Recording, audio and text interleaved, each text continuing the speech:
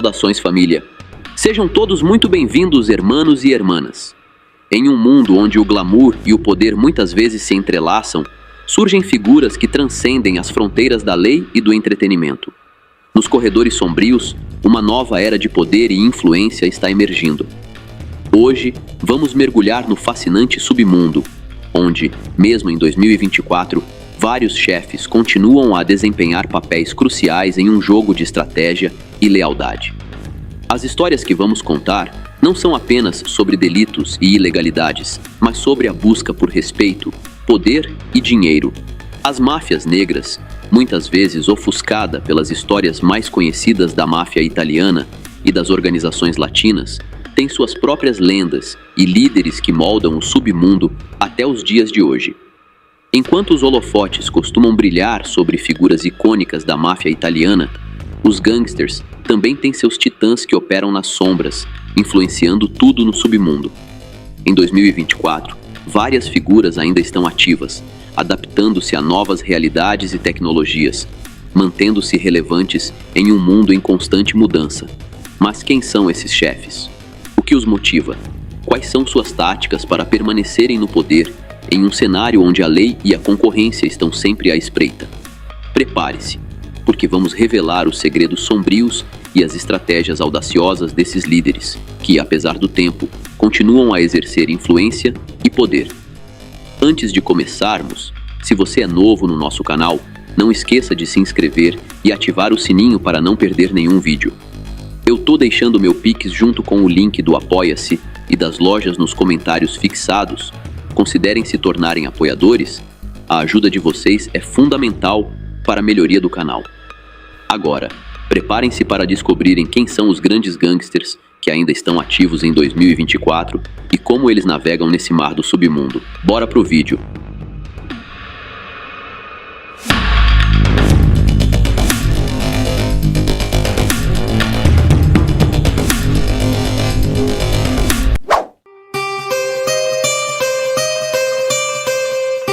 Salve galera, passando aqui rápido para deixar um recadinho a respeito da nossa loja. É uma loja de capa de celulares personalizadas, as melhores capas de celulares do universo gangster estão aqui e você que gosta desse tipo de conteúdo já dá um pulo no site para conhecer todas as nossas diversas capas que temos. A gente atende diversos modelos de celulares e também temos um preço único de R$ 39,90, então não perca tempo e já garanta a sua capa personalizada.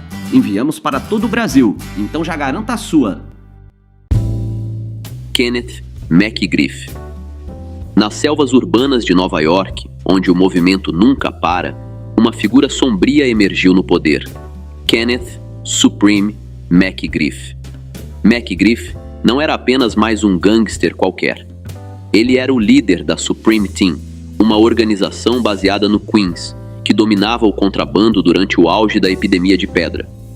Mas isso ia muito além de controlar esquinas. McGriff supostamente buscou legitimar sua operação através do hip-hop, lavando dinheiro através de gravadoras como a Murder Inc. Records. Imagine só, a própria música que exaltava as ruas estava, supostamente, sendo financiada pelo dinheiro vindo delas. Porém, o domínio de McGriff sobre seu império não se enfraqueceu nem mesmo com sua prisão. Mesmo atrás das grades, ele era suspeito de continuar exercendo influência, o que revela o quão profundamente essas organizações se enraizam.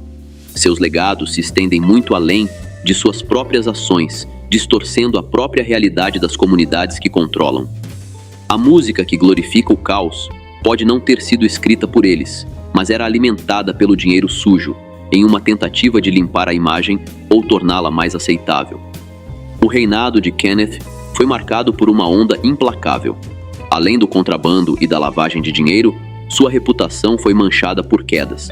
Em 2001, ele supostamente pagou $50 mil para eliminar 2 rivais, o que eventualmente lhe rendeu uma sentença de prisão perpétua em 2007. Mas o caos não parou por aí. McGriff também foi ligado à queda do membro do Run DMC, Jam Master Jay, e à tentativa de queda do rapper conhecido como 50 Cent. Essas acusações pintam o retrato de um homem que governava através do medo e da intimidação, deixando um rastro de insano em seu caminho. Uma figura de sucesso semelhante é Jamila Davis, mas ao contrário de McGriff, ela não utilizava a intimidação. Davis tinha uma mente afiada para o engano e habilidade para navegar pelos bastidores do poder. Ela construiu um império milionário através de uma rede de mentiras, enganando bancos e investidores com eficiência. Jamila Davis. No início dos anos 2000, Jamila Davis ganhou notoriedade por seu envolvimento em um esquema complexo que desviou milhões por meio de empréstimos fraudulentos e negócios imobiliários falsos. Suas operações se baseavam em uma teia elaborada de mentiras que envolvia documentos falsificados, valores inflacionados de propriedades e cúmplices de alto nível, que a ajudavam a encobrir suas atividades criminosas com uma aura de legitimidade. A escala e a sofisticação de sua fraude surpreenderam as instituições financeiras, e seu nome se tornou reverenciado entre os responsáveis por crimes financeiros de alto escalão. O império de Jamila não foi construído de forma isolada. Ela circulava entre figuras influentes e usava suas conexões para dar credibilidade aos seus esquemas. Sua habilidade de operar em círculos elitizados permitiu que ela executasse suas fraudes em uma escala sem precedentes, deixando um rastro de destruição financeira que afetou inúmeras pessoas. No entanto, sua ilusão de invencibilidade se desfez em 2008, quando as autoridades finalmente a alcançaram. Ela foi condenada e sentenciada à prisão, com seu império de engano desmoronando sob o peso das provas. Mas sua história não terminou atrás das grades.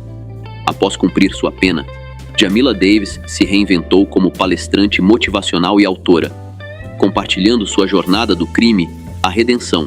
Seus livros e palestras revelaram a mente da mulher que navegou pelas águas perigosas do delito financeiro e saiu do outro lado relativamente ilesa. Ainda há quem especule se essa nova personalidade é apenas uma encenação ou se a prisão realmente a transformou, ao contrário de um homem sobre o qual o público concorda que permanece sem arrependimento. Rayful Edmond. Se o nome de Rayful Edmond te soa familiar, é provavelmente por causa do impacto que ele teve no submundo em Washington, no final dos anos 1980. Surgindo das sombras da parte obscura da cidade, Edmond logo se estabeleceu como uma das figuras mais temidas no contrabando, comandando uma vasta e sofisticada rede que deixou uma marca profunda nas ruas da capital. No auge de seu poder, Edmond controlava uma operação de distribuição extensa que se espalhava por Washington, transformando a cidade em um ponto central no mercado nacional de coca. Sua organização era um verdadeiro fenômeno entre os empreendimentos, especialmente por causa de sua rede eficiente de vendedores e transportadores que distribuíam grandes quantidades de produtos pelas ruas da cidade regularmente. As operações de Edmond não só dominaram o cenário local, mas também abriram portas em outras grandes cidades, expandindo sua influência muito além de Washington. Edmond era caracterizado pela opulência e por sua inteligência estratégica. Conhecido por seu estilo de vida extravagante, ele ostentava sua riqueza com carros de luxo, joias chamativas e mansões. Tudo isso enquanto mantinha um controle rígido sobre seu império. Suas conexões com organizações colombianas também foram fundamentais, permitindo que ele garantisse um grande fornecimento de pó e assegurasse que sua rede de distribuição continuasse bem abastecida. Essas relações também lhe davam os recursos necessários para afastar rivais e as autoridades, consolidando seu domínio no submundo. A sofisticação da operação de Edmond também se refletia em sua capacidade de adaptação e inovação. Sua prisão em 1989 pouco fez para enfraquecer seu controle sobre o contrabando, já que ele continuou a orquestrar acordos e a manter seu império através de uma rede de associados leais. A extravagância de Edmond não era única, era quase clichê. Mas havia outro homem ligado à cena do hip-hop que preferia manter-se discreto. Jacques Haitian Jack Agnant. Conhecido por sua longa lista de delitos, Haitian Jack tornou-se famoso por seu envolvimento no contrabando e na extorsão, além de suas conexões com o mundo da música. Nos anos 1990, o nome de Haitian Jack era frequentemente associado ao lado obscuro da indústria do hip-hop. Seus empreendimentos iam além do contrabando, envolvendo também extorsão e outras atividades ilícitas. Suas conexões com figuras proeminentes no cenário musical lhe deram uma posição privilegiada, permitindo que ele influenciasse e manipulasse a elite da indústria enquanto perseguia seus objetivos. Um dos aspectos mais notórios do legado de Jack é seu suposto envolvimento no golpe de 1994 contra o rapper Tupac Shakur. Esse incidente de grande repercussão, que ocorreu durante um assalto em um estúdio de gravação, tornou-se um momento crucial na rivalidade entre o hip-hop da costa leste e da costa oeste. Embora Jack nunca tenha sido formalmente acusado em conexão com a troca de balas, seu nome foi associado ao ato, o que solidificou ainda mais sua temida reputação tanto nas ruas quanto na música. Apesar de seu impacto significativo no auge de sua carreira, Haitian Jack tem se mantido longe dos holofotes nos últimos anos. As notórias conexões e atividades de Haitian Jack eram refletidas por outro influente personagem do mundo do submundo organizado, Christopher Dudus Coke. Como líder do Shower Posse, Christopher Coke comandava uma organização conhecida por suas extensas operações de contrabando de pó e erva entre a Jamaica e os Estados Unidos. O império de Coke se estendia muito além das fronteiras, estabelecendo uma presença significativa no comércio de tóxicos em ambos os lados do Atlântico. Na Jamaica, a influência de Coke era profunda e multifacetada. Ele governava o bairro de Tivoli Gardens, em Kingston, com uma mistura de temor e respeito.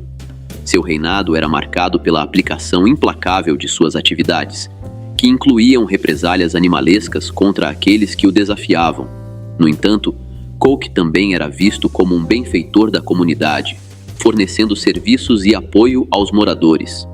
Essa dualidade o tornava tanto um temido líder do submundo, quanto uma figura controversa na região. Apesar de seu poder, o império de Coke não estava imune à ação das autoridades. Em 2010, após uma dramática caçada, ele foi capturado e levado para os Estados Unidos. Lá, enfrentou acusações de contrabando entre outros delitos, resultando em sua condenação. Coke foi preso, enquanto Whiting, por outro lado, continuava a vender pedra. Darrell God Whiting. Darrell God Whiting foi uma figura influente no submundo em Nova York durante os anos 1980 e 1990. Ele se destacou por liderar uma rede que distribuía crack, controlando várias operações de contrabando na cidade. Conhecido por sua inteligência estratégica e voracidade, Darrell ganhou reputação como um dos gangsters mais temidos da época. Ele também foi associado a atos insanos e extorsão, o que solidificou seu domínio sobre o submundo. Darrell, diferentemente de outros líderes de gangues, era calculista e mantinha uma abordagem discreta em suas operações. Sua habilidade de comandar suas atividades enquanto evitava o olhar das autoridades por tanto tempo demonstrava sua astúcia. No entanto, o império de Darrell começou a ruir quando ele finalmente foi capturado e condenado por diversos delitos relacionados ao contrabando. Sua prisão marcou o fim de uma era para sua organização, mas a influência de suas ações ainda ecoa nas comunidades que foram afetadas por sua rede. Cameron Neshun Thomas. Cameron Neshun Thomas, nascido como Cameron Giles, emergiu do Harlem durante a epidemia do crack no final dos anos 1980 e início dos anos 1990. Embora seja amplamente reconhecido por seu sucesso na indústria musical, especialmente no hip-hop, sua vida inicial estava profundamente entrelaçada com o contrabando. Alegadamente, Thomas tinha conexões com operações de contrabando no Harlem, o que fez com que sua ascensão na música fosse indissociável de seu envolvimento precoce no submundo. Isso é particularmente decepcionante, considerando que ele também foi uma estrela no time de basquete de sua escola, sendo classificado como o 25º melhor jogador do país na turma de 1994. Outro nome que pode soar familiar nesta lista é Rick Ross, mas não o rapper. Freeway Rick Ross. Popularmente conhecido como Freeway Rick Ross, ele foi uma figura proeminente na cena do contrabando em Los Angeles. Ele orquestrou uma vasta operação de coca que teve efeitos de grande alcance nos Estados Unidos durante os anos 1980. Rick Ross construiu um império distribuindo grandes quantidades de pó, o que influenciou significativamente o comércio de coca e contribuiu para a epidemia de pedra que assolou várias cidades estadunidenses. As operações de Rick Ross não se limitavam à mera escala de distribuição de coca. Elas estavam fortemente ligadas ao governo estadunidense.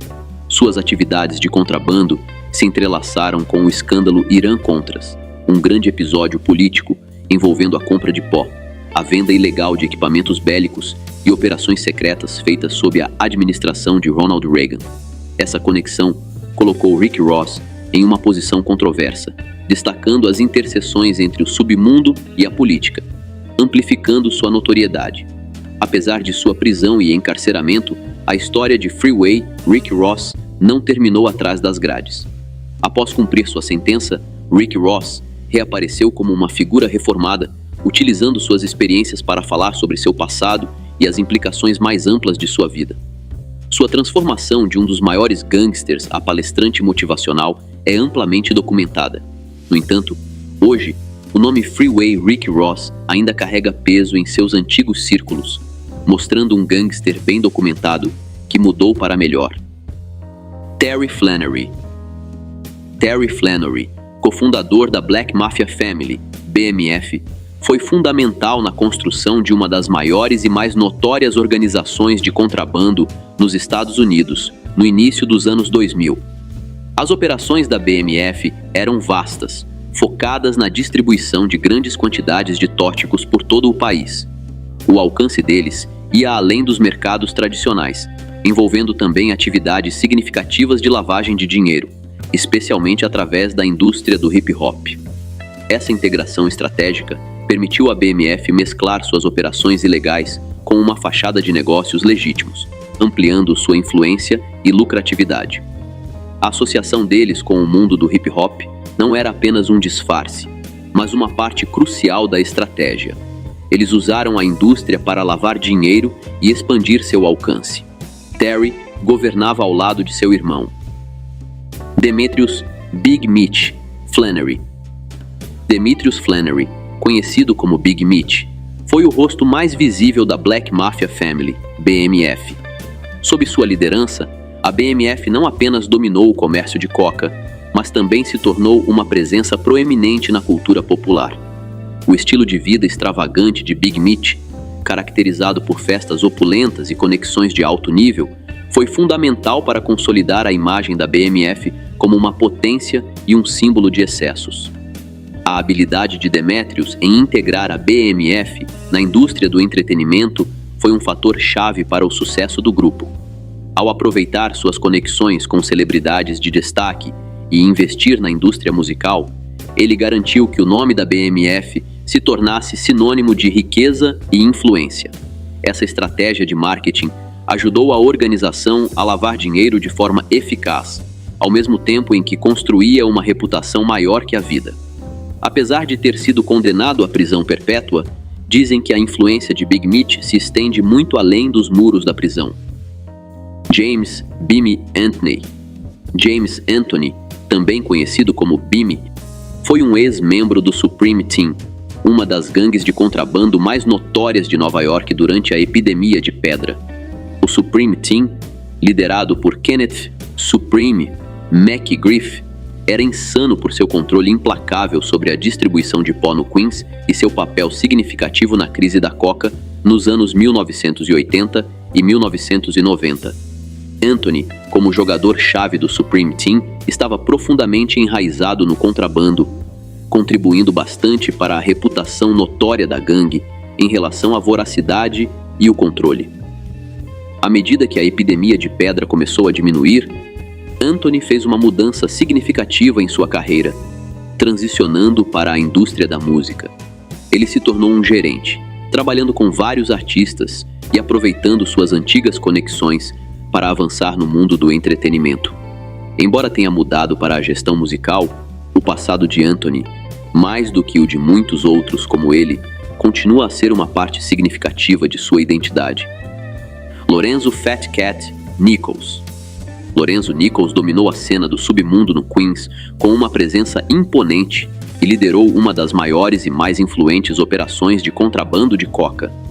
Lorenzo estava no centro da epidemia de pedra que assolou Nova York. A vasta rede de sua organização era responsável por inundar as ruas com o ouro branco, impactando significativamente a crise do pó na cidade. A operação de Lorenzo era conhecida por seus métodos insanos e por suas profundas ligações com outras organizações. Sua abordagem para manter o controle era tanto voraz quanto estratégica, garantindo a dominância de sua organização no contrabando. A insanidade associada à sua gangue e sua habilidade em superar rivais os tornaram uma presença temida no submundo da cidade.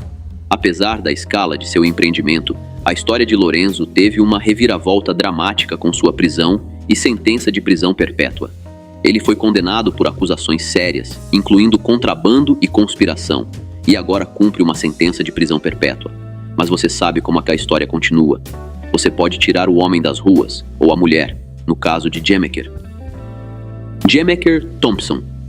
Jemaker Thompson, frequentemente conhecida pelo seu apelido Jimica Thompson, se destacou como uma figura importante no comércio de pedra durante os anos 1980 e início dos anos 1990. A ascensão de Jemaker no contrabando foi facilitada pela sua habilidade em gerenciar uma extensa rede de distribuição de pó. Operando em Los Angeles, sua organização era notória por sua eficiência e amplo alcance. No auge de sua carreira, ela gerenciava uma operação que se estendia por vários níveis de distribuição. Sua rede não apenas era extensa, mas também notavelmente organizada, demonstrando sua astúcia estratégica em um setor dominado por homens. Durante o auge de sua carreira, a operação de Jemaker era conhecida por sua influência nos mercados locais e nacionais de coca.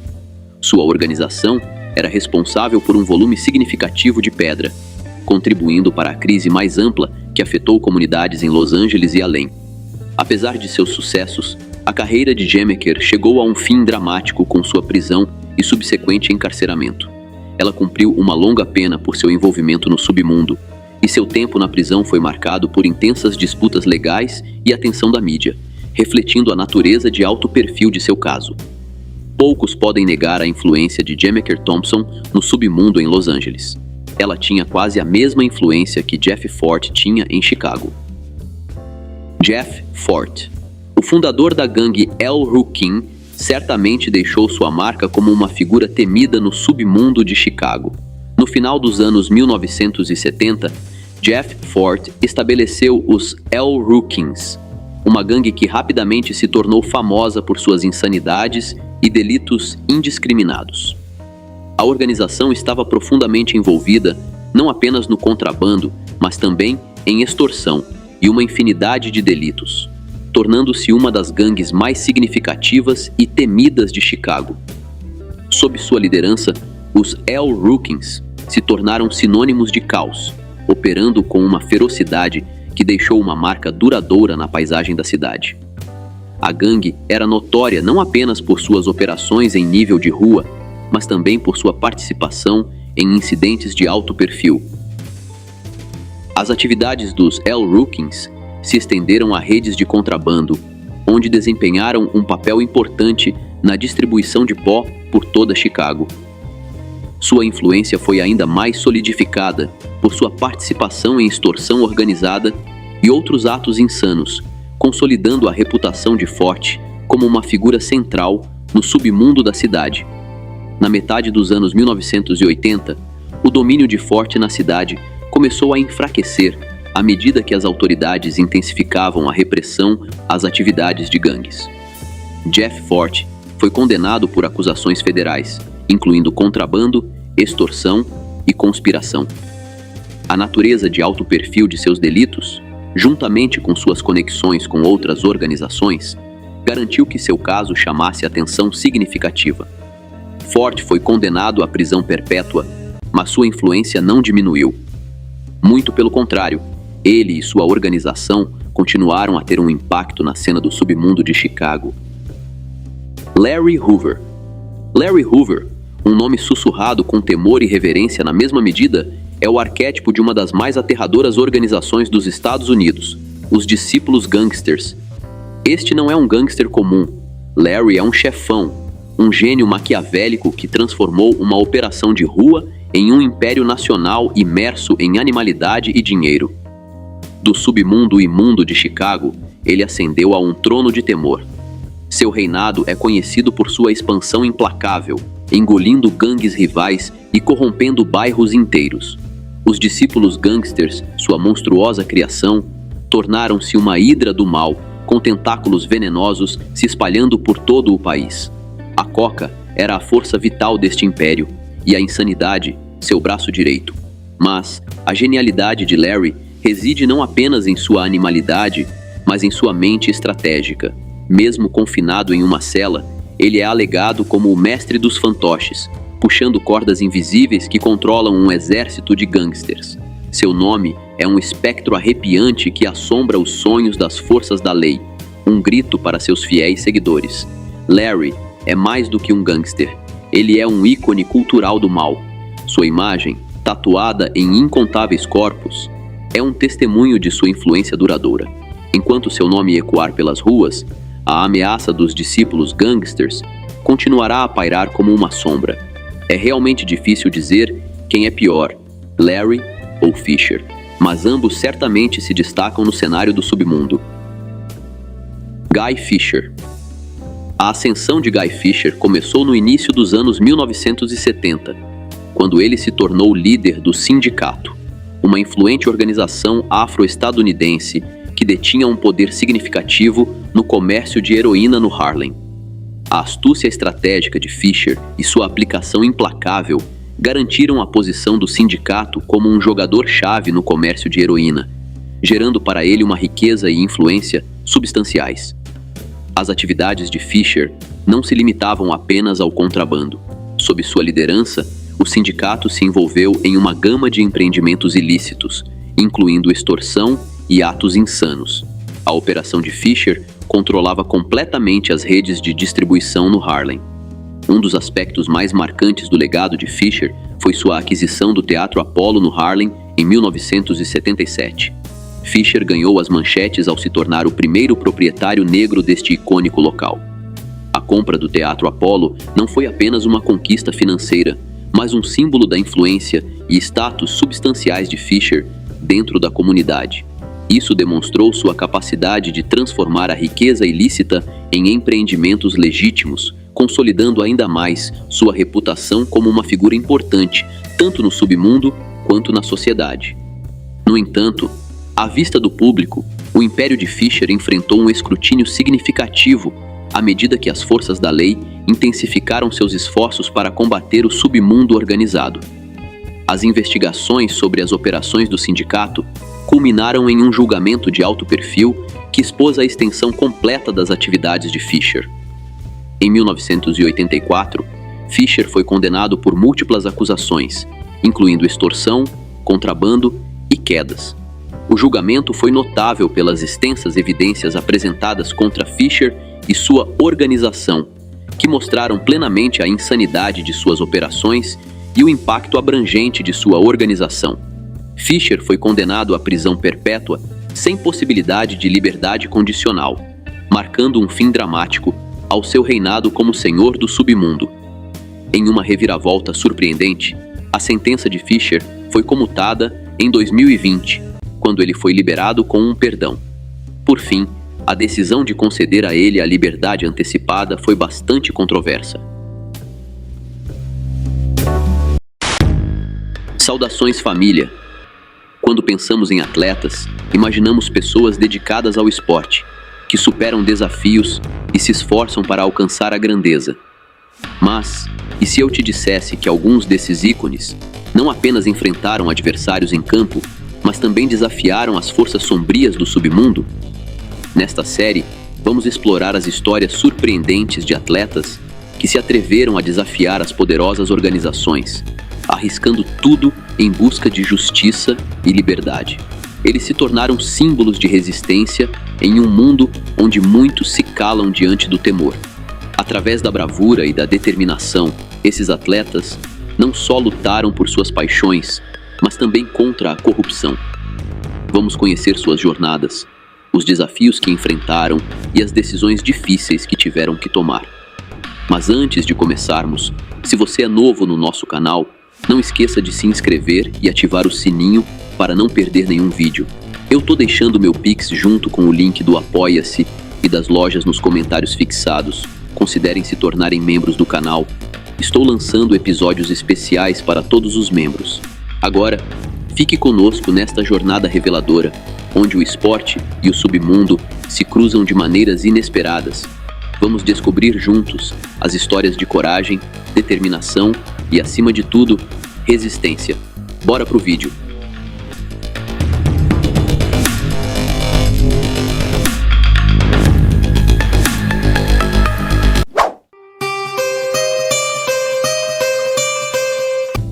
Em 25 de janeiro de 2010, o jogador Salvador Cabañas foi seguido por dois homens até o banheiro de uma boate no México.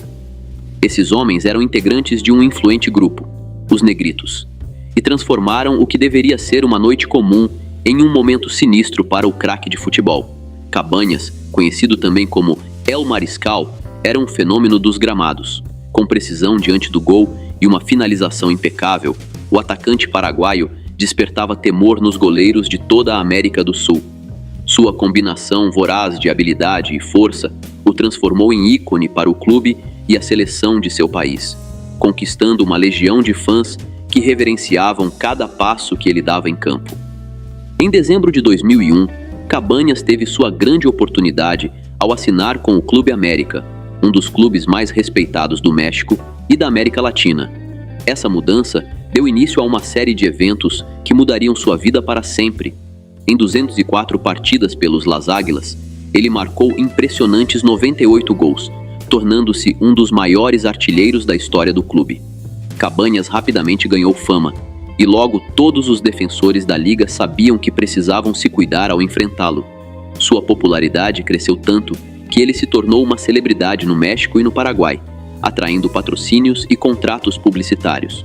Mas, com essa nova fama, veio também o acesso a um estilo de vida luxuoso, intenso e arriscado. Estamos falando de carros velozes, jatos particulares e tratamento VIP nas casas noturnas mais badaladas. Era um mundo de excessos, e Cabañas se entregou a ele sem reservas.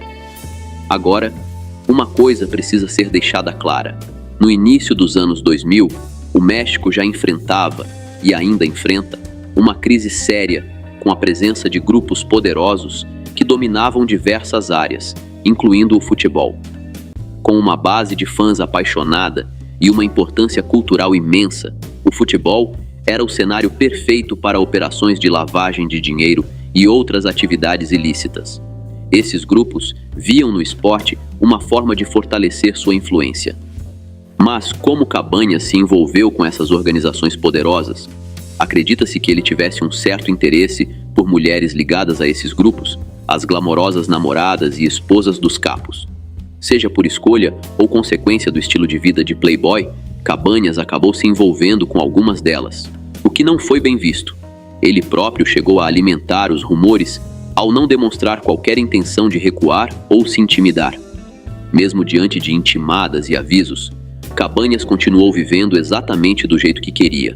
Festas intensas, encontros com quem desejasse e uma vida de excessos, sem medo das consequências. Essa postura desafiadora, somada ao seu status de ícone do futebol, fez dele um alvo, enquanto os grupos apenas aguardavam um momento certo para agir.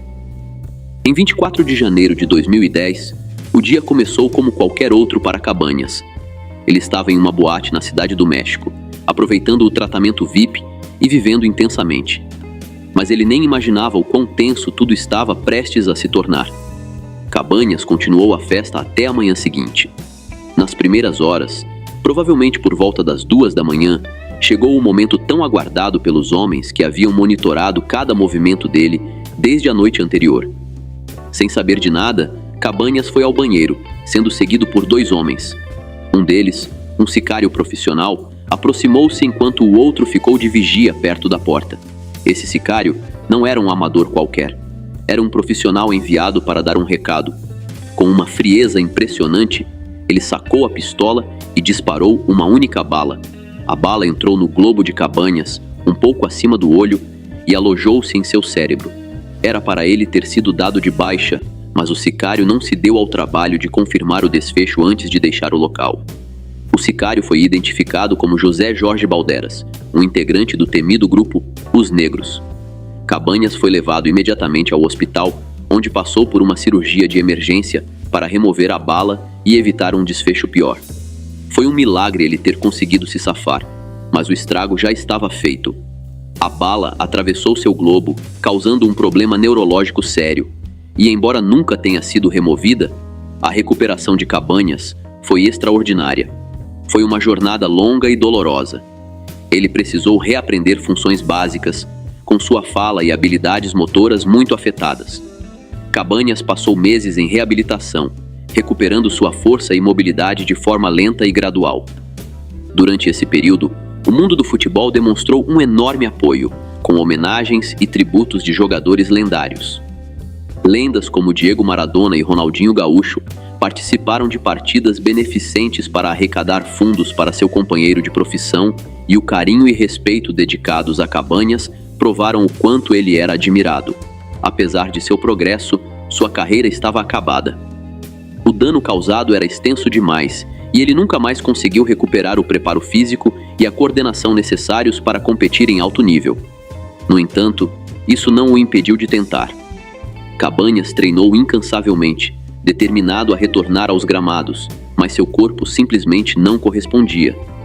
Um ano após o golpe, ele tentou reavivar sua carreira no clube paraguaio Libertad, e também fez uma tentativa de retorno ao seu antigo clube. Cabanhas também tentou jogar pelo Tubre e mais tarde pelo General Caballero, mas infelizmente nenhum desses esforços deu certo. Um treinador do Tanabe Sport Clube, da 4ª Divisão do Brasil, também ofereceu a ele uma chance de recomeçar a carreira. No entanto, ele acabou desistindo ao perceber que não conseguiria lidar com as exigências do futebol.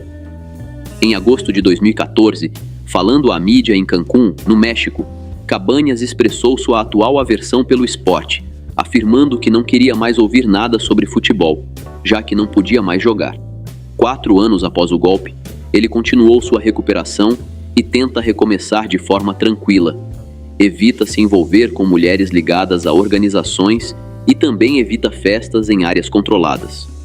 Nos últimos anos, Salvador Cabanhas se aventurou como auxiliar técnico do Aquidabán, um clube da 2ª Divisão da Liga de Itauguá, um distrito no Paraguai. Em 22 de junho de 1994, durante a Copa do Mundo, o jogador colombiano Andrés Escobar acidentalmente desviou a bola para o próprio gol, dando vantagem ao Zeuá por 2-1 e contribuindo para a eliminação da Colômbia do torneio. Naquela época, os cartéis colombianos levavam o futebol muito a sério, e um erro como esse poderia custar muito caro. Tudo começou em 1994, o ano da Copa no Zecuneiwa. A Colômbia havia se classificado, e a nação estava tomada pela expectativa. Era a chance de mostrar ao mundo seu talento e paixão pelo esporte. Entre os jogadores estava o orgulhoso e destemido capitão Andrés Escobar, um defensor conhecido por sua leitura impecável do jogo e sua postura calma e centrada. Ele não sabia que sua vida estava prestes a mudar drasticamente. No primeiro jogo, a Colômbia enfrentou a Romênia, com todo o país torcendo por ele. Mas, infelizmente, as coisas não saíram como planejado, e a partida terminou em 3-1 para a Romênia. No segundo jogo da fase de grupos, as expectativas eram ainda maiores. A nação inteira rezava e torcia para que o time vencesse a partida. Para avançar à segunda fase, a Colômbia precisava de uma vitória, e o jogo estava sendo acompanhado de perto por membros de diversas organizações poderosas. Essas organizações não eram apenas grandes fãs do esporte, eles também investiam pesado na seleção nacional. A influência das poderosas organizações no futebol colombiano era profunda e abrangente, atingindo todos os níveis do esporte. Para eles, o futebol era um projeto de paixão e lavagem de dinheiro, e nada os impedia de exercer seu controle e influência sobre o jogo bonito. Esse tipo de controle começou com Pablo, o patrão, que via o futebol como uma forma de ganhar popularidade e construir uma imagem positiva para si e sua organização.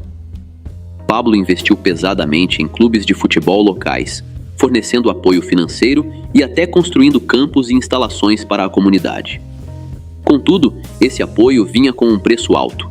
jogadores e dirigentes rapidamente perceberam que deviam atender aos desejos dos poderosos capos ou enfrentar consequências severas. O poder dessas organizações era absoluto e eles não hesitavam em cobrar para conseguir o que queriam. Se você ousasse cruzar o caminho deles ou recusasse suas generosas ofertas de apoio, poderia encontrar você ou sua família em outro mundo. Raptos, intimidações e até quedas não eram incomuns para aqueles que desafiavam essas poderosas organizações. A influência dessas organizações se estendia também à seleção nacional. Eles tinham voz na escolha dos jogadores e utilizavam seu poder para alavancar seus interesses. A influência das organizações era tal que até a seleção nacional precisava tomar cuidado para não se opor aos grandes capos. Além disso, os chefes usavam o futebol como fachada para lavar dinheiro através dos clubes e utilizavam suas conexões para o contrabando. O alcance deles ultrapassava as fronteiras da Colômbia, e eles usavam suas ligações no futebol para expandir sua rede global. Embora Pablo tenha sido dado de baixa antes da Copa do Mundo de 1994, outros chefes continuavam muito ativos e ainda influenciavam a seleção nacional. No dia fatídico em que a Colômbia jogou contra os Estados Unidos, membros das organizações observavam de perto e apostando na vitória da equipe. Em um momento caótico, aos 34 minutos do jogo, Andrés, ao tentar bloquear um chute, acabou desviando a bola para o próprio gol. Foi um erro honesto, mas que teria consequências devastadoras.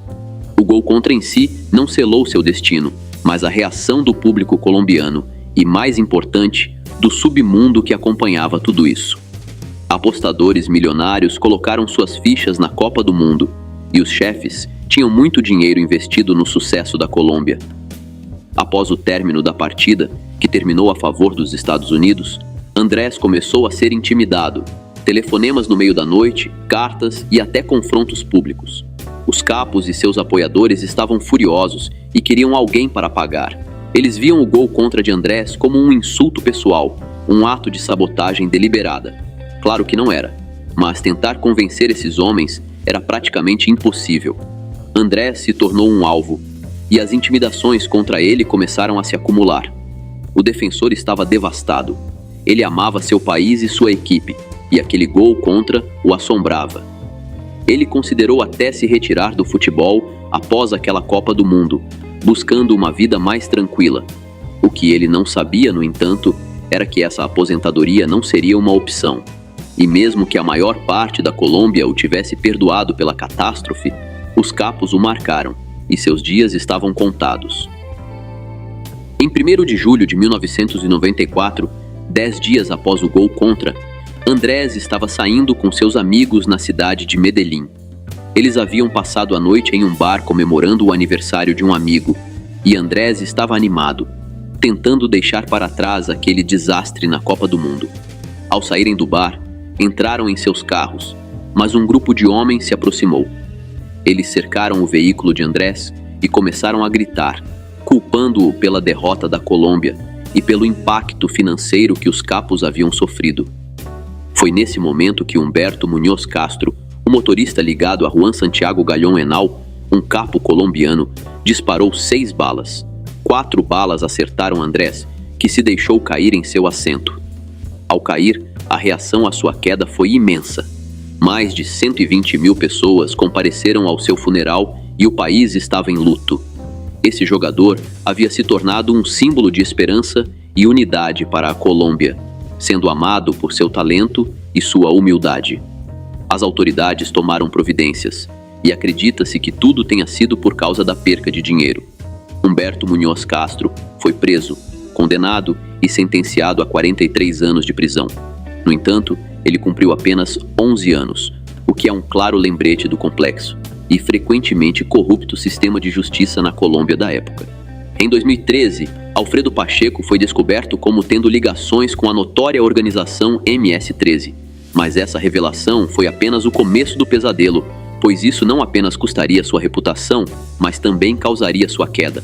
Alfredo Pacheco teve uma carreira de futebol ilustre que durou mais de uma década. De fato, ele foi o jogador mais influente na história de El Salvador. Conhecido por suas entradas firmes, habilidades defensivas sólidas e por representar seu país em diversas competições internacionais, vestindo o uniforme azul e branco de El Salvador em mais de 80 partidas. Ele jogou por clubes de alto nível na América Central e do Norte, incluindo o Clube Deportivo Fase em El Salvador e o New York Red Bulls na Liga de Futebol Estadunidense. No entanto, sua carreira tomaria um rumo sombrio em 2013, quando ele, junto com outros 13 jogadores, foi suspenso da seleção nacional e de qualquer atividade relacionada ao futebol por toda a vida, devido a acusações de manipulação de resultados. Esse escândalo manchou a reputação de Pacheco e efetivamente encerrou sua carreira no futebol. Os detalhes dessa manipulação são escassos, mas acredita-se que Pacheco e os outros jogadores estiveram envolvidos em um esquema para manipular os resultados dos jogos em busca de ganho financeiro. Isso incluía perder partidas ou controlar os placares para beneficiar as apostas feitas em seu próprio time.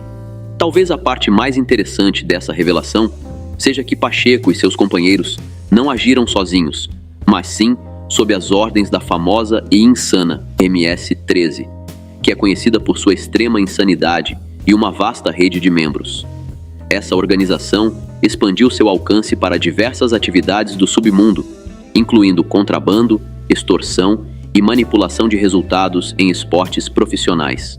O grupo é famoso por ter dado de baixa em milhares de pessoas e já foi responsável por quedas em massa, chegando a eliminar até 62 indivíduos em um único dia. De fato, um dos líderes mais notórios dessa organização é Ernesto Murillo, conhecido como o Diabo. Ele foi responsável por incontáveis quedas e extorsões. Ele liderou uma célula da gangue que controlava bairros inteiros, forçando os moradores a conviver em constante temor. Sob seu comando, a influência da gangue se espalhou, com membros operando em El Salvador, nos Estados Unidos e em outros países da América Central. O envolvimento das organizações na manipulação de resultados é uma atividade menos conhecida, mas não menos voraz do que outros aspectos de suas operações. Através de intimidação e suborno, eles infiltraram o futebol, uma grande paixão para muitos na região, e usaram isso a seu favor. Eles ameaçavam jogadores, árbitros e oficiais, garantindo que poderiam lucrar com partidas fraudadas e apostas ilegais. Esses indivíduos são poderosos, fazendo com que os jogadores se sentissem sem escolha a não ser se submeter, e assim acabavam sendo pagos pela organização e executando suas ordens. Pacheco, por sua vez, negou as acusações e tentou limpar seu nome, mas sua suspensão permaneceu. Isso o deixou em uma posição difícil, e o ex-jogador celebrado se viu excluído do esporte que havia definido sua vida.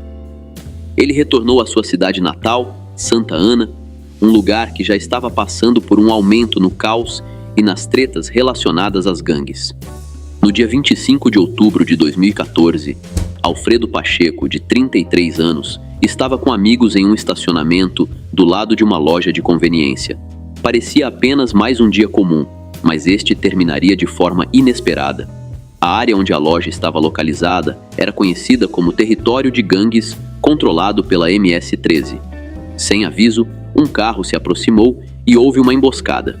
Os sicários, posteriormente identificados como membros da MS-13, tinham Pacheco e seus amigos como alvos específicos.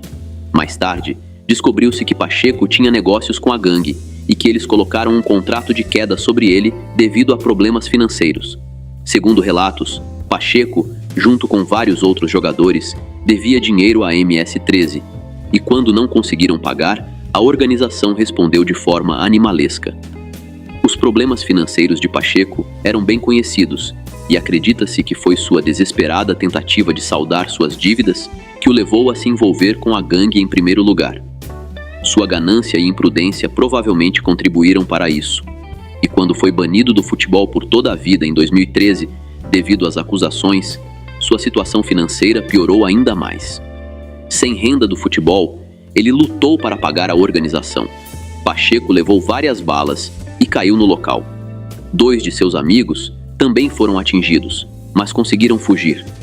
Os sicários fugiram imediatamente, deixando para trás um lembrete sinistro da presença e do poder da organização. Todo o incidente durou apenas alguns segundos, mas foi o suficiente para acabar com Pacheco, uma estrela em ascensão do futebol. A notícia de sua queda abalou El Salvador e o mundo do futebol. Sua queda foi uma das mais notórias realizadas pela MS-13 e serviu como um aviso para qualquer um que tentasse se opor a eles. Após eleições presidenciais, o atual presidente, Nayib Bukele, adotou uma postura rigorosa para combater as gangues. Desde 2020, sua administração prendeu mais de 60 mil membros e afiliados de gangues com uma política de tolerância zero.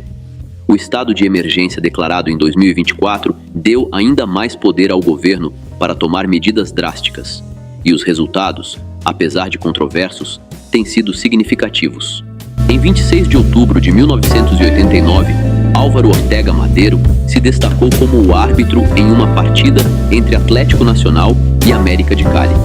Como ele poderia imaginar que uma única decisão selaria seu destino, selando sua queda nas mãos dos mafiosos mais notórios do país? Em 1988, um ano antes daquela partida fatídica, Ortega fez a transição de sua carreira anterior como economista na pequena cidade de Robles, um distrito de El Guamo, na Colômbia, para se tornar árbitro de futebol. Ele vivia e respirava futebol, e foi sua paixão que o levou a buscar uma carreira como árbitro profissional. Graças à sua honestidade e profissionalismo, ele rapidamente ganhou reconhecimento em campo. No entanto, sua dedicação ao esporte acabaria levando a algumas experiências frustrantes. Em 26 de outubro de 1989, uma data que seria eternamente lembrada na história do futebol colombiano, Ortega, repleto da mesma paixão e senso de dever de sempre, apitou uma partida entre América de Cali e Independiente de Medellín. Durante o jogo, ele anulou um gol, marcado por Carlos Castro do Medellín, citando jogo perigoso. Esse único ato acendeu uma chama de fúria e deu início a uma cadeia de eventos que levaria à sua queda prematura. Entre os que ficaram enfurecidos pela decisão de Ortega estava ninguém menos que o insano Pablo, o Patrão, um homem de temperamento notório e um ávido apoiador do time de futebol de Medellín. Os jogadores e as equipes de futebol mediam seu sucesso por meio de troféus e conquistas. No entanto, durante os anos 80 e 90 na Colômbia, uma força mais sombria estava em ação, com os capos utilizando esses clubes de futebol como meio de rivalidade e influência.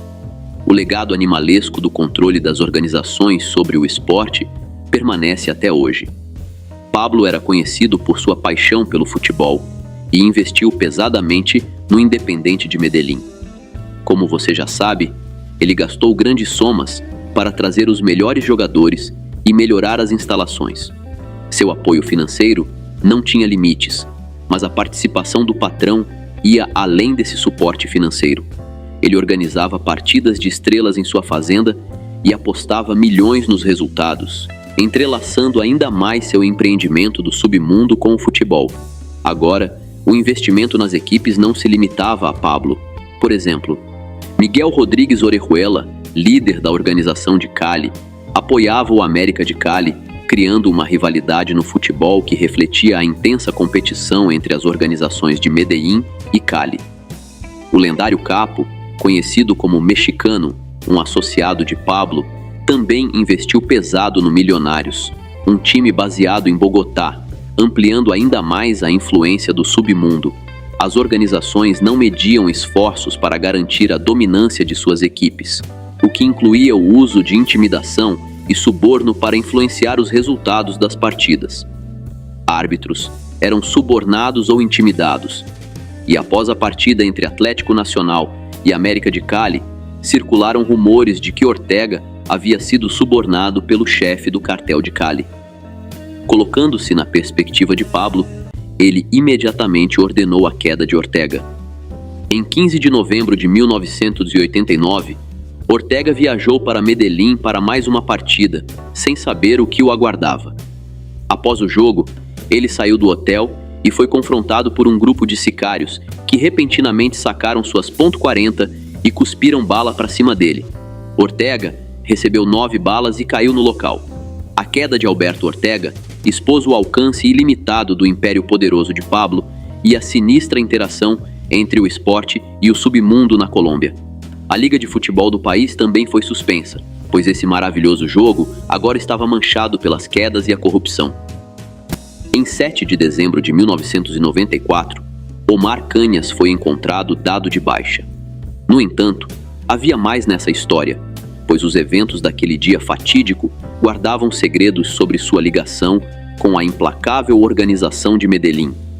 Omar Canhas era um atacante habilidoso e uma lenda do futebol colombiano, conhecido por seus chutes potentes e habilidades de drible deslumbrantes. Mas Canhas não era apenas um jogador em campo. Ele participava de outros jogos fora dos gramados, sempre com um forte indício de perigo. Omar tinha conexões com o submundo, mantendo frequentemente relações com seus membros, apesar dos avisos que acompanhavam essa companhia tão sinistra. Entre seus associados mais próximos estava Fernando Pérez Agudelo, um conhecido contrabandista e irmão de William Pérez. Fernando, conhecido como Laguaça, era um dos sicários mais vorazes de Medellín, com um longo histórico de atos insanos, que inclui a queda de um capitão da polícia colombiana. E foi logo esse homem que este ex-jogador do Atlético Nacional decidiu se aproximar.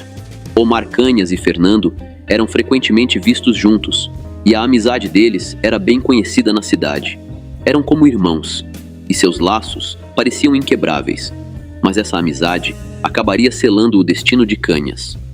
Em 6 de dezembro de 1994, por volta das 7h30 da noite, o som de balas ecoou de repente, sinalizando o início de uma noite sinistra. Unidades policiais de elite, em um ponto de verificação de rotina, viram o fogo de um Renault 9 branco, onde estavam 4 jovens, posteriormente identificados como membros de uma temida célula de Medellín. O objetivo era eliminar um dos sicários da organização, mas isso era apenas o começo das tretas que logo se desenrolariam. Um dia após esse ato, que resultou na queda do sicário de Medellín, Omar Canhas e outros 3 também foram encontrados. Eles estavam amarrados e cheios de marcas de bala. A cena era de pura loucura, conforme relatado pelas autoridades. Entre os outros alvos estavam Laguaza e uma mulher não identificada. Mas por que Omar Canhas, uma estrela em ascensão do futebol, se viu no meio disso tudo? Bem, no submundo, quando alguém associado à organização é suspeito de traição, muitas vezes recorre-se a métodos animalescos. Segundo relatos, o fato de Canhas ter sido amarrado e dado de baixa sugere que a organização suspeitava de sua deslealdade e buscava extrair informações ou puni-lo da maneira mais dura possível. Ele não era apenas um astro do futebol desfrutando da emoção de uma companhia sombria. Ele estava preso na teia deles, e seu destino foi selado no momento em que a organização suspeitou dele de traição. Por fim, as perguntas permanecem. Que segredos Omar Canhas levou para o túmulo? Que informações os inimigos conseguiram extrair dele? E mais importante, ele realmente foi um cúmplice ou era um laranja inocente que estava no lugar errado na hora errada?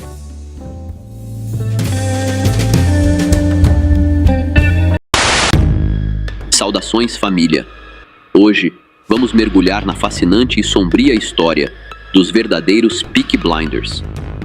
Mas, quem eram realmente esses homens que inspiraram a famosa série da Netflix? Nos finais do século XIX e início do século XX, Birmingham, uma cidade em rápida industrialização, se tornava um caldeirão de tensões sociais e econômicas. As ruas estavam repletas de trabalhadores que lutavam por melhores condições, e em meio a essa turbulência, uma gangue surgia com um estilo inconfundível: os Peaky Blinders. Ao longo de nossa jornada, vamos explorar as figuras-chave desse grupo, como Thomas Shelby, que na ficção é um dos líderes mais icônicos, mas que se baseia em pessoas reais e nos eventos que moldaram suas vidas. Mas não se engane, a série pode ter romantizado muitos aspectos da vida dos Peaky Blinders. Hoje, vamos desmistificar a história e separar os fatos da ficção, revelando os desafios que esses homens enfrentaram e como suas ações moldaram o lado obscuro da Inglaterra. Prepare-se para uma viagem no tempo, enquanto analisamos como essa gangue se tornou uma lenda e por que seu legado ainda ressoa até hoje. Fique com a gente, inscreva-se no canal e ative as notificações para não perder nenhum detalhe desta história fascinante e cheia de reviravoltas. Eu tô deixando meu Pix, junto com o link do Apoia-se e das lojas nos comentários fixados. Considerem se tornarem apoiadores. A ajuda de vocês é fundamental para que possamos melhorar cada vez mais.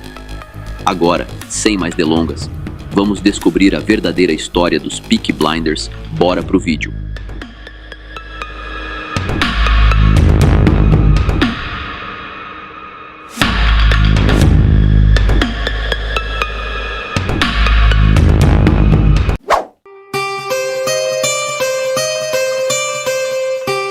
Salve galera, passando aqui rápido para deixar um recadinho a respeito da nossa loja. É uma loja de capa de celulares personalizadas, as melhores capas de celulares do universo gangster estão aqui, e você que gosta desse tipo de conteúdo já dá um pulo no site para conhecer todas as nossas diversas capas que temos. A gente atende diversos modelos de celulares e também temos um preço único de R$ 39,90, então não perca tempo e já garanta a sua capa personalizada.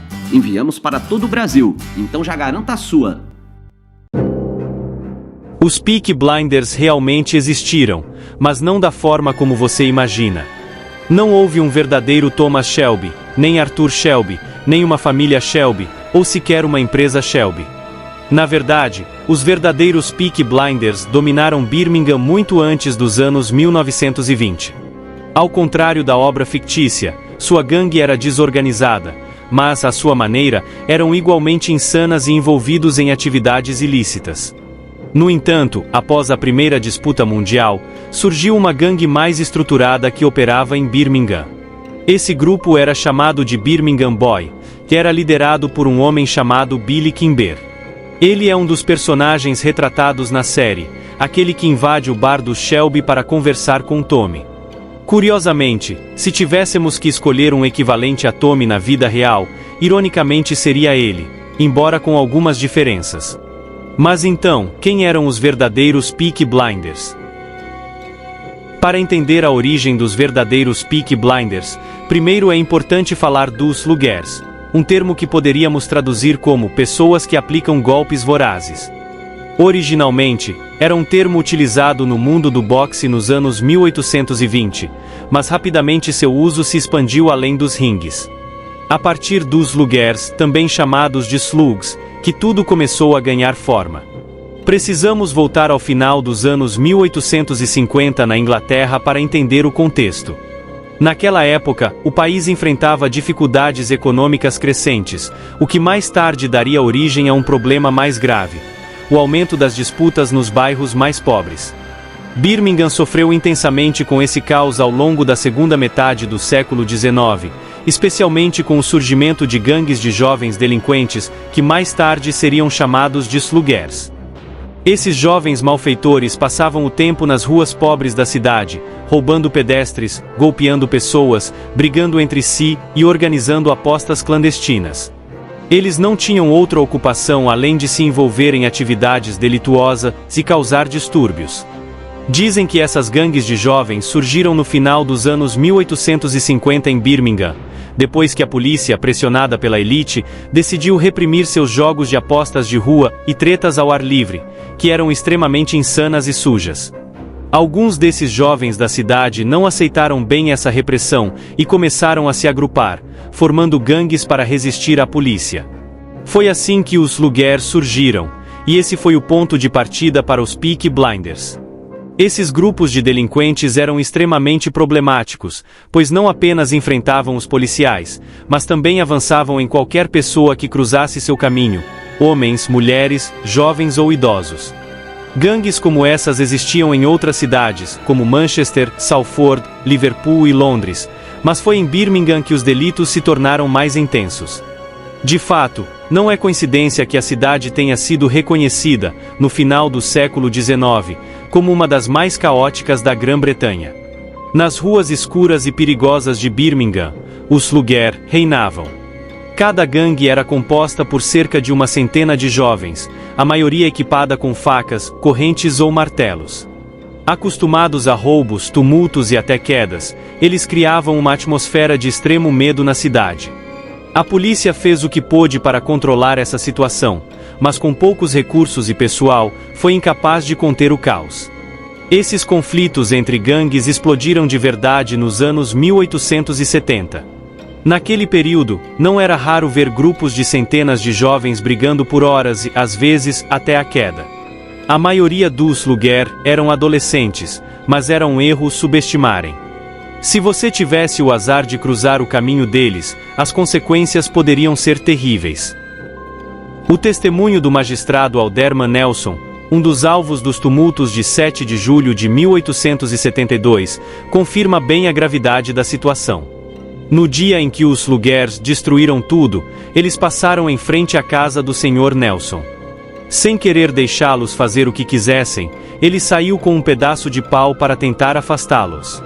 No entanto, seu filho interveio, e a situação rapidamente se transformou em um pesadelo. Seu filho seguiu a gangue e enfrentou o líder, sozinho contra todos. O resultado não foi surpresa. Ele tomou uma grande surra, e as consequências foram devastadoras. O filho do Sr. Nelson voltou para casa bem debilitado, pois os slugger não tinham dó. Essa escalada de caos em Birmingham, no final do século XIX, foi mais profunda do que se esperava, talvez impulsionada por alguns fatores específicos que contribuíram para intensificá-la. Um deles era a lei da época, que proibia os jovens, em sua maioria trabalhadores de fábricas, de trabalhar após as 18 horas. Como resultado, depois do expediente, eles vagavam pelas ruas, e buscavam entretenimento como podiam. Infelizmente, muitos de seus passatempos estavam ligados ao submundo, o que aumentou ainda mais o caos. Outro fator que nos remonta aos anos 1840, quando se desenvolveu um antagonismo profundo entre a classe trabalhadora de Birmingham e as forças de segurança. Os policiais que aplicavam a lei eram vistos pelos moradores dos bairros pobres como inimigos, uma hostilidade que começou quando as forças policiais começaram a intervir mais ativamente nessas áreas. A abordagem policial mudou de simples patrulhas para uma postura mais dura e punitiva. Foi nesse contexto que surgiram os sluggers, essas gangues de jovens brutos e arruaceiros. A rua pertencia a eles, era seu único espaço de diversão, e a ideia de que a polícia pudesse interferir era impensável. Em um país onde tantas coisas lhes eram negadas, só restava a rua. Entre 1867 e 1880, os delitos se tornaram mais frequentes. Durante esse período, a polícia enfrentou o caos sistemático ao tentar conter os distúrbios causados pelos sluggers. Em várias ocasiões, os policiais tentaram intervir, mas eram repelidos com lançamentos de pedras. Alguns oficiais ficaram debilitados, o que fez com que muitos preferissem não confrontar essas gangues. A inércia policial diante desse problema foi duramente criticada pelos jornais e pelos moradores de Birmingham, mas o principal problema persistia. As forças de segurança estavam claramente em desvantagem numérica em relação aos arruaceiros. Em resumo, as ruas de Birmingham se tornaram, noite após noite, um cenário de caos quase incontrolável. A brutalidade que dominava os bairros operários da cidade acabou chamando a atenção em nível nacional, e Birmingham passou a ser desprezada por toda a Inglaterra.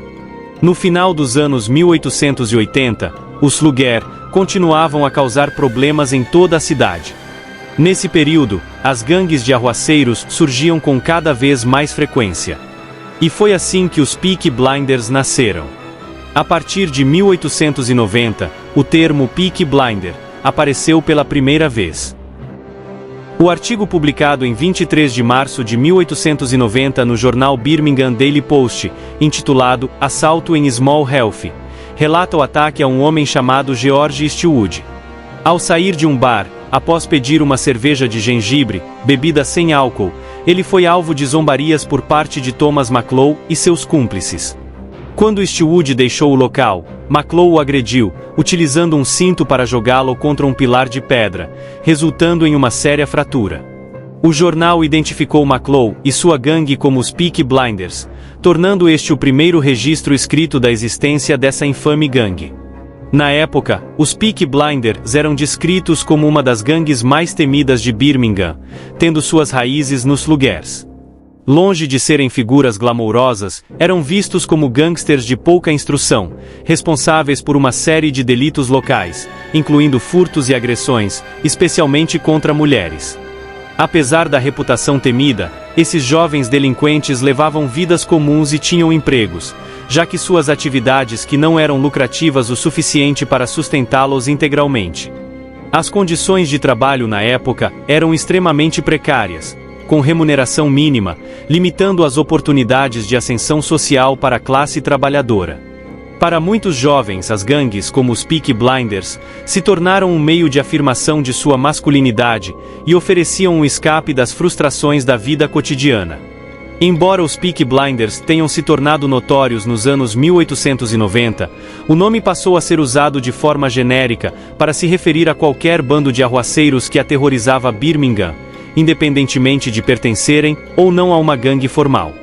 Esses jovens, geralmente entre 12 e 30 anos, vinham de lares negligentes e bairros marginalizados, onde a rua era seu principal campo de jogo, tal como ocorreu com os lugares antes deles. Logo, se juntaram com outros rapazes da mesma idade para praticar pequenos delitos. No entanto, apesar de sua vida delinquente, não estavam à margem da sociedade. A maioria vivia nos bairros operários de Birmingham e mantinham empregos comuns, com alguns trabalhando em fábricas, outros no comércio de metais ou como artesãos. Embora trabalhassem duro durante o dia, ao final de sua jornada, se entregavam a atividades brutais. Individualmente, os Peaky Blinders eram vistos como covardes, mas em grupo, ousavam desafiar a polícia e cometer delitos, geralmente sob a liderança de um chefe. Seu foco não era acumular riqueza. Embora alguns praticassem extorsão em troca de proteção, a verdadeira motivação da maioria era a briga. Mesmo quando eram presos, as penas eram brandas e raramente ultrapassavam alguns dias ou semanas, os incentivando a continuar com seus atos. Essa indulgência do sistema judicial só piorava a situação, pois as gangues se sentiam encorajadas a seguir com seus delitos. Eventualmente, o cansaço dos cidadãos de Birmingham se tornou palpável, já que era cada vez mais difícil sair às ruas sem correr o risco de ser atacado por bandos de jovens vagabundos. A violência em Birmingham atingiu níveis alarmantes, e a cidade passou a ser conhecida como a cidade dos Peaky Blinders. O reinado de terror desses grupos levou a um aumento do caos, mas esse domínio estava prestes a terminar, marcando o fim de uma era desenfreada nas ruas. Charles Algon Hafter. Hafter, um inspetor-chefe da polícia de Birmingham, foi o verdadeiro responsável por liderar os esforços para conter as atividades das gangues, incluindo os Peaky Blinders, no final do século XIX e início do século XX. Hafter foi um policial dedicado, conhecido por seu trabalho na repressão às gangues nas ruas de Birmingham. Com seu empenho e a implementação de novas estratégias de policiamento, ele começou a pressionar as gangues que causavam na cidade. Ao contrário do fictício Campbell, Hafter teve um impacto significativo e duradouro. Sua liderança resultou na desmobilização progressiva de várias dessas gangues, incluindo os Peaky Blinders, que eventualmente perderam força e influência. O fim dos Peaky Blinders também foi impulsionado pela modernização da polícia e o endurecimento das penas. Hafter e sua equipe aplicaram uma abordagem mais rigorosa, o que, junto com a mudança de geração e o surgimento de novas gangues, levou ao declínio da notoriedade dos Peaky Blinders. O glamour e o poder retratados na série, embora fascinantes, são em grande parte uma versão romantizada da realidade, onde os gangsters eram mais conhecidos pelas tretas esporádicas e pela pequena influência do que por qualquer grande esquema de poder. Charles Algon Hafter, originário de Belfast, foi nomeado chefe de polícia de Birmingham durante um período em que a cidade enfrentava uma grave onda de delitos, muito impulsionada pelas atividades dos Peaky Blinders. A gangue, que já havia causado por vários anos, estava envolvida em agressões frequentes contra cidadãos e até quedas de policiais, o que gerou uma sensação de impunidade. As ações da gangue, combinadas com a aparente leniência das autoridades, fizeram com que a população local clamasse por uma resposta firme. Hafter foi visto como o homem ideal para o trabalho devido às suas características de liderança, organização e serenidade. Ele enfrentou a crise com uma abordagem metódica, implementando estratégias mais eficazes de policiamento e aumentando a pressão sobre as gangues que dominavam as ruas de Birmingham. Com um estilo implacável, porém controlado, Hafter conseguiu desmantelar a influência dos Peaky Blinders e de outras gangues, tornando as ruas mais seguras para os cidadãos comuns. Ao contrário da ficção retratada na série Peaky Blinders, em que o inspetor Campbell falha em sua missão de derrubar a gangue Shelby, Hafter, na vida real, foi bem-sucedido. Sua liderança foi crucial para a restauração da ordem em Birmingham, e ele desempenhou um papel central na eventual extinção dos Peaky Blinders como uma ameaça significativa. Sob sua supervisão, o caos das gangues diminuiu, e a cidade pôde se recuperar de uma época marcada pelo medo. Em 1899, Charles Algon Hafter enfrentou uma situação extremamente desafiadora ao assumir a chefia da polícia em Birmingham. Antes de tomar qualquer ação contundente, ele adotou uma abordagem estratégica, estudando minuciosamente a cidade, suas características e as gangues que a infestavam. Sabendo que a força policial precisava estar preparada para enfrentar a voracidade dos Peaky Blinders e outras gangues, Hafter focou em recrutar homens com atributos específicos: inteligência, coragem, força física e um profundo conhecimento das leis. No entanto, apesar de sua preparação cuidadosa, os primeiros anos de Hafter no cargo foram marcados por desafios contínuos. A falta de efetivo era um grande problema, e as gangues continuavam a atacar as forças da lei com impunidade. A situação era crítica. Em 1899, 9 policiais foram deixados permanentemente incapacitados devido aos atos da gangue. 2 anos depois, em 1901, a situação estava ainda mais alarmante, com Birmingham registrando mais de 500 agressões contra a polícia. As gangues, especialmente os Peaky Blinders, continuavam a agir com uma ousadia desmedida, atacando tanto civis quanto autoridades, o que reforçava a necessidade de uma resposta policial mais eficaz. No entanto, Hafter estava determinado a transformar a força policial e trazer ordem de volta às ruas de Birmingham, ainda que os primeiros anos tenham sido marcados por dificuldades e resistência. Finalmente, a erradicação dos Peaky Blinders ocorreu no início da década de 1910, após uma série de fatores decisivos que contribuíram para sua queda. O primeiro e mais impactante deles foi o trabalho de Charles Hafter e sua força policial. Com o aumento no número de policiais e a determinação em combater o caos, os delitos começaram a diminuir gradualmente, levando à extinção completa da gangue. Outro fator crucial foi o apoio corajoso da comunidade local. Os cidadãos, cansados do reinado de terror imposto pelos Peaky Blinders, decidiram quebrar o silêncio e testemunhar contra os gangsters, mesmo diante de ameaças e intimidações. Esse apoio popular foi fundamental para que a polícia pudesse agir de forma mais efetiva. Além disso, houve uma mudança significativa na abordagem judicial em relação aos jovens delinquentes. Os juízes começaram a aplicar penas mais severas e exemplares, algumas chegando até a prisão perpétua, algo sem precedentes na época. Essa nova postura ajudou a desestimular os delitos por parte da juventude e outros. A criação de clubes de lazer para os jovens também teve um impacto positivo. Iniciativas lideradas por figuras como Arnold Pichard, um homem da igreja em Birmingham, reabriram clubes que ofereciam alternativas ao submundo. Os jovens passaram a ter um espaço para se divertir após o trabalho, onde podiam jogar cartas, damas e dominó, mas o boxe se destacou como o esporte mais popular. Competições foram organizadas rapidamente, proporcionando um ambiente estruturado para a prática de esportes. O futebol também ganhou espaço, com campeonatos que ofereciam uma saída saudável para os jovens da época. O desenvolvimento de salas de cinema e a melhora na educação, com iniciativas que garantiam acesso à alimentação, moradia e cuidados médicos, também ajudaram a afastar os jovens das ruas. Com todas essas mudanças, a luta contra os gangsters de Birmingham começou a dar frutos. Em 1914, os Peaky Blinders se tornaram uma lembrança do passado. A maioria dos membros da gangue se alistou no exército e lutou na Primeira Disputa Mundial. Infelizmente, poucos retornaram, e os que sobreviveram voltaram mais velhos e disciplinados. Enquanto alguns conseguiram se reintegrar à sociedade e formar famílias, outros continuaram em sua vida de delitos durante algum período, resistindo à mudança que o novo contexto social oferecia. Billy Kimber, que emergiu como uma figura proeminente na cena do submundo de Birmingham durante a década de 1920, se tornou o líder de uma poderosa gangue que aterrorizava os hipódromos da Inglaterra. Muitos dos Peaky Blinders que conseguiram sobreviver e se afastar da vida de gangster se uniram a ele, atraídos pela promessa de poder e influência que a gangue oferecia.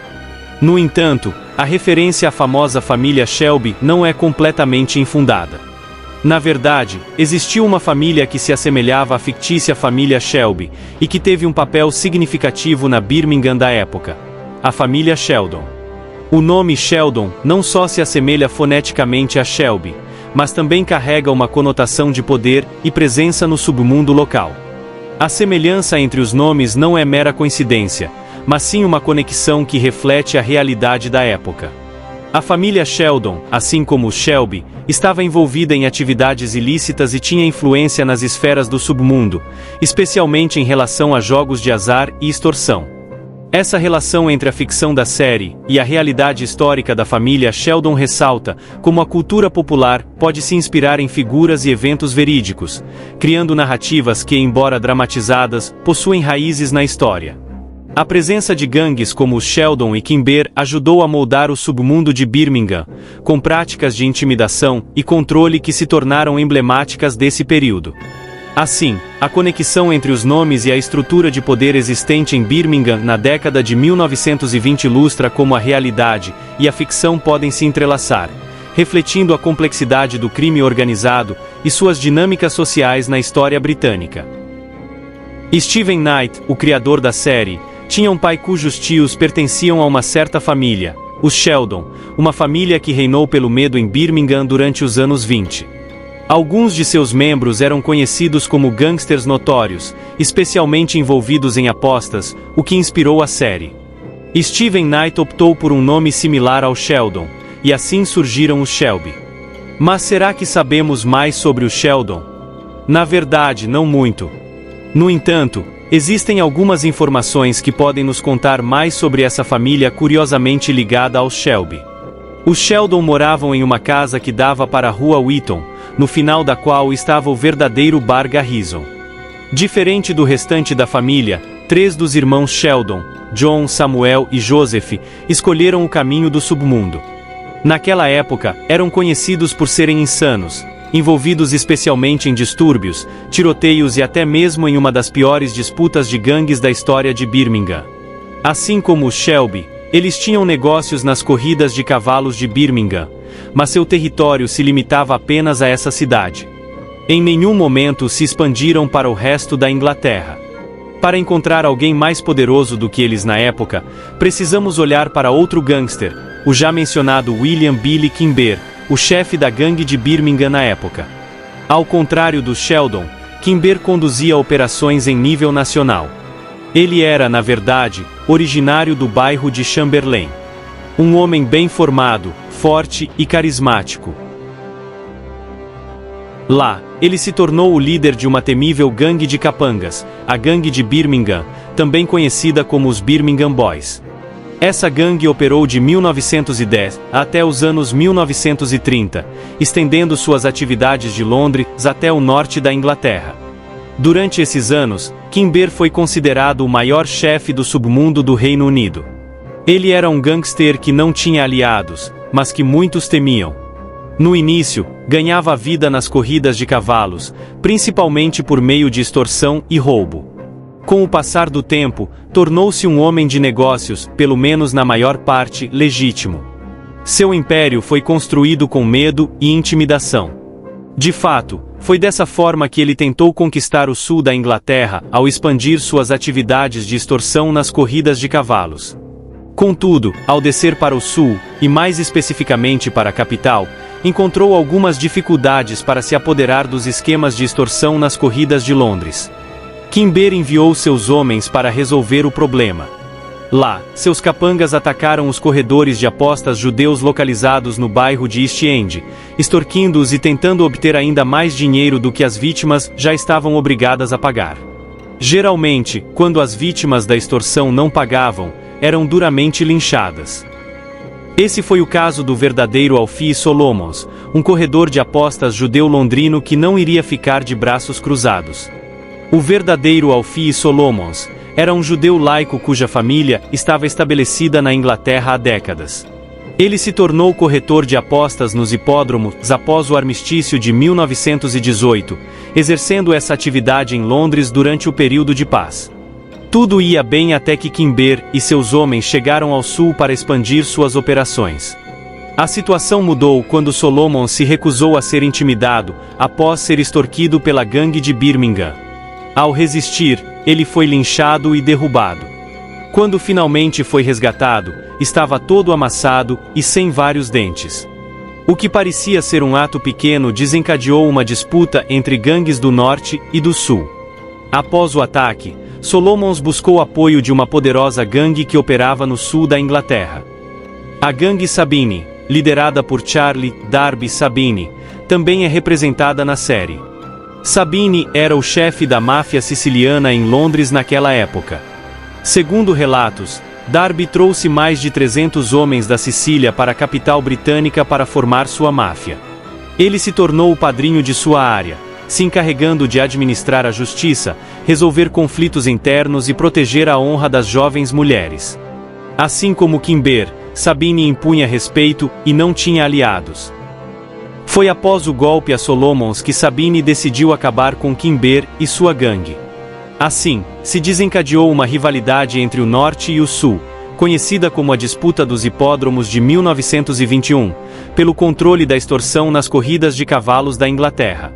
No entanto, essa disputa não teve vencedores claros, embora a gangue Sabini tenha conseguido obter certa vantagem sobre a de Kimber. No fim, Kimber e Sabini concordaram em uma trégua, e continuaram a operar seus esquemas de proteção em seus respectivos territórios. No entanto, essa paz não duraria muito, já que, no final da década de 1920, a polícia decidiu intervir e erradicar a extorsão contra os corretores de apostas nos hipódromos do país. Sabini foi forçado a reorientar suas atividades em relação a Kimber. Ele se afastou para os Estados Unidos por um tempo, e depois voltou à Inglaterra para continuar sua extorsão, embora em menor escala. Finalmente, os extorsionistas dos hipódromos da Inglaterra nos anos 20 e os Peaky Blinders dos anos 1890 a 1910 não tinham nada de glamouroso. Kimber era um extorsionista que prosperou através do medo. Além disso, foi infiel à sua primeira esposa e abandonou seus filhos a uma vida de pobreza. Sabini, assim como Kimber, também adquiriu sua riqueza à força, e foi, durante todo o seu reinado, um homem pouco respeitável. Alfie Solomons, embora menos influente que Kimber e Sabini, era igualmente insano.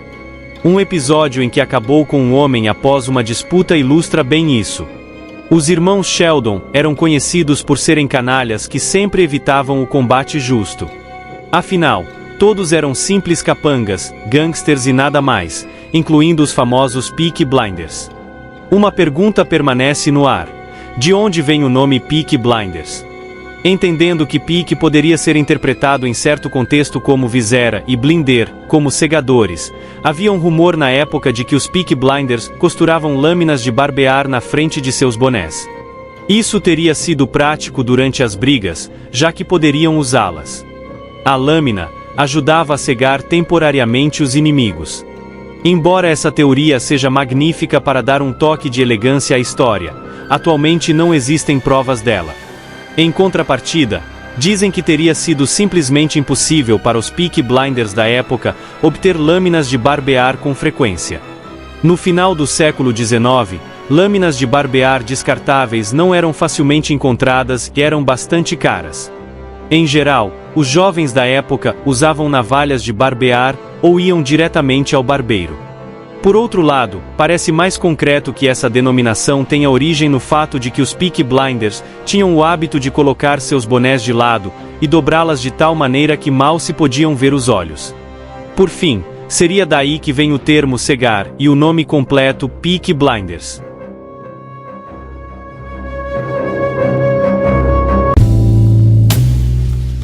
Salve família! E assim chegamos ao final da nossa jornada pela história dos verdadeiros Peaky Blinders. Hoje, exploramos não apenas as façanhas e os atos dessa gangue icônica, mas também o contexto social e econômico que moldou suas ações. A vida nas ruas de Birmingham, no início do século XX, era repleta de desafios, e os Peaky Blinders não eram apenas gangsters. Eles eram pessoas insanas e extremamente frias. Suas histórias de rivalidades e alianças nos mostram que, por trás da fama e do glamour, havia uma disputa constante por respeito e poder. Embora a série da Netflix tenha trazido um brilho à imagem dos Peaky Blinders, é importante lembrar que suas vidas eram muito mais complexas do que qualquer dramatização. Se você gostou de aprender sobre a história por trás da série e deseja saber mais sobre outras figuras e eventos do submundo, não esqueça de se inscrever no canal e deixar seu like. Seu apoio é fundamental para continuarmos trazendo conteúdos fascinantes como este. E claro, deixe nos comentários o que você achou do vídeo e se há outros temas que você gostaria que abordássemos. Lembre-se, a história está cheia de segredos esperando para serem descobertos. Até a próxima!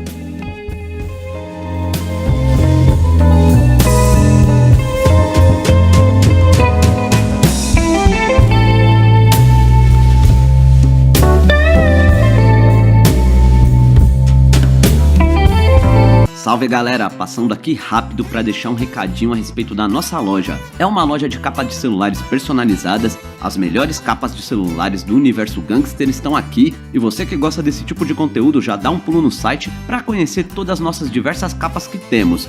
A gente atende diversos modelos de celulares e também temos um preço único de R$ 39,90, então não perca tempo e já garanta a sua capa personalizada.